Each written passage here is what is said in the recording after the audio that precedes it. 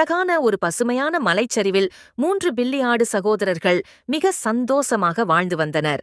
அவர்களுடைய பெயர் பெரிய பில்லி ஆடு, நடுத்தர பில்லி ஆடு, சிறிய பில்லி ஆடு. அவர்களில் பெரிய பில்லி ஆடு மிகவும் வலிமையானவன்.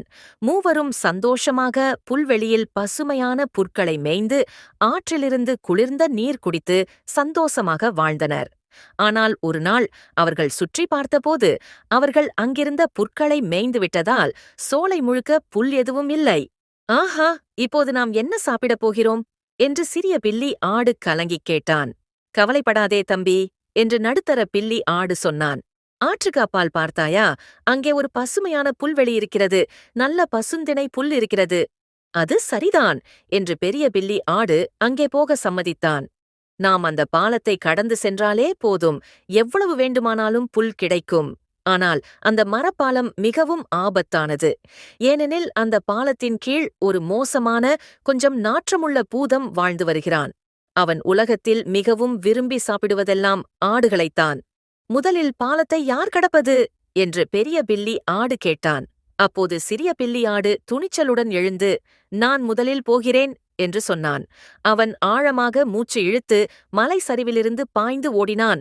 அவன் மரப்பாலத்தில் நடந்தபோது அந்த பூதம் யார் என்று கேட்டது.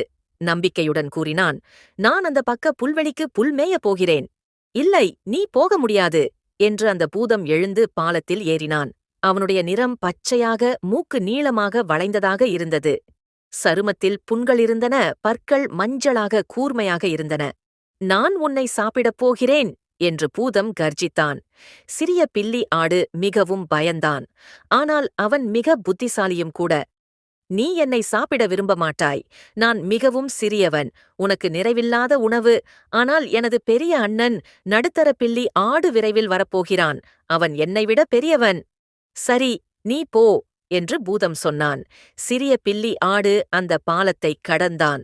எதிர்பக்க பசுமை புல்வெளியில் சந்தோஷமாக வயிறு நிறைய சாப்பிட்டான்.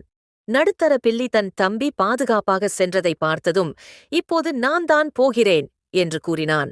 அவனும் பாலத்தில் இறங்கி நடக்கத் தொடங்கினான்.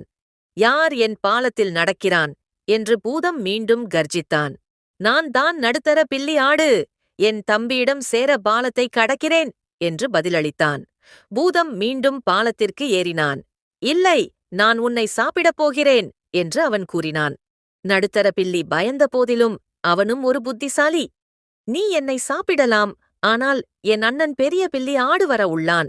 அவன் எங்களில் மிகப் பெரியவன், உனக்கு மிகச் சிறந்த உணவு அவனே என்று கூறியது. சரி, நீயும் என் பாலத்தை கடந்து போய்விடலாம் என்று பூதம் ஒப்புக்கொண்டான். நடுப்பில்லி ஆடு பாலத்தை கடந்து தன் தம்பியுடன் புல்வெளியில் சேர்ந்தான்.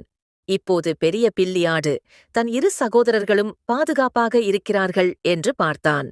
அவனும் பாலத்தின் வழியாக சென்றான். யார் என் பாலத்தில் நடக்கிறான் என்று பூதம் 3வது முறையாக கேட்கிறான். நான் தான் பெரிய பில்லி ஆடு, என் சகோதரர்களிடம் சேரப்போகிறேன்.